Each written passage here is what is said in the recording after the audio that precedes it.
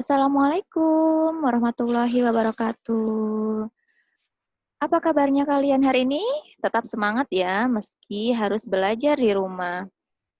Di SMP Rahmat ini, kalian insya Allah akan bersama-sama berkarya dengan Ibu selama 1 tahun ke depan. Perkenalkan, nama Ibu Yupi Misria, biasa dipanggil Ibu Yupi. Di kelas 7, Ibu mengajar sebagai guru prakarya. Sudah pernah dengar pelajaran prakarya? Ya, sesuai dengan namanya, prakarya. Maka kita harus menghasilkan karya di mata pelajaran ini. Dalam penilaian, seperti biasa, yang akan dinilai adalah poin pertama tentang kehadiran. Setiap kehadiran akan menjadi poin. Yang selanjutnya, tugas harian yang akan dikumpulkan setiap hari dikerjakan di buku tulis. Sedangkan tugas rumah berupa proyek, produk, dan praktik. Laporannya akan dalam bentuk file atau MS Office. Dikerjakan dengan rentang waktu yang ditentukan. Biasanya waktunya yaitu 1 pekan atau 1 minggu.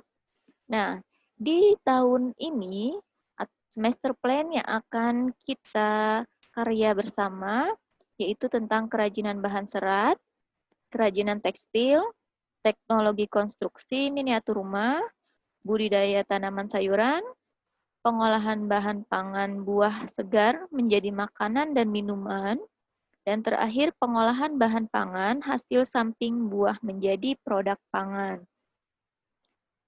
Insya Allah kalian sudah pegang buku paketnya masing-masing ya. Silakan kalian buka di bab 1 tentang kerajinan bahan serat. Di sana terdapat peta konsep atau mind mapping kerajinan serat. Di sini ada beberapa poin penting, yaitu tentang pengertian serat, jenis dan karakteristik serat, pengolahan bahan serat, teknik dasar kerajinan bahan serat, dan proses produksi. Kerajinan bahan serat atau serat alam merupakan kerajinan karya seni berupa jaringan memanjang yang utuh dan terbuat dari bahan-bahan serat alami yang bersumber dari tumbuhan dan hewan. Kerajinan serat sendiri dapat dibuat dari serat sutra, rami, pisang, abaka, nanas, enceng gondok, dan sebagainya. Karena sebuah kerajinan butuh pengolahan, maka di sini ada pengolahan bahan serat alam, yaitu pengolahan pertama pemintalan benang. Pengolahan kedua, penggulungan benang. Pengolahan ketiga, pencelupan warna, dan penurunan benang menjadi kain. Karena di sini kerajinan karya seni berupa jaringan memanjang, maka di sini proses pertama dalam pengolahan yaitu pemintalan benang. Untuk lebih lengkapnya, kalian bisa membaca buku prakarya di bab 1. Ini rangkumannya, yaitu pengolahan bahan serat alam berasal dari tumbuhan dan hewan. Bahan serat tumbuhan dapat diperoleh dari bagian biji, batang, daun, dan buah.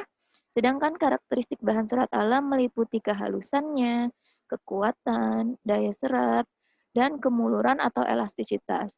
Karena setiap bahan serat alam memiliki sifat yang berbeda. Silahkan kalian baca buku paketnya. Setelah membaca, kita akan latihan 10 soal sederhana, insya Allah mudah dijawab. Silakan kalian pindahkan salin ke dalam buku tulis, lalu dijawab. Petunjuk pengerjaan tugasnya, kerjakan tugas di buku catatan.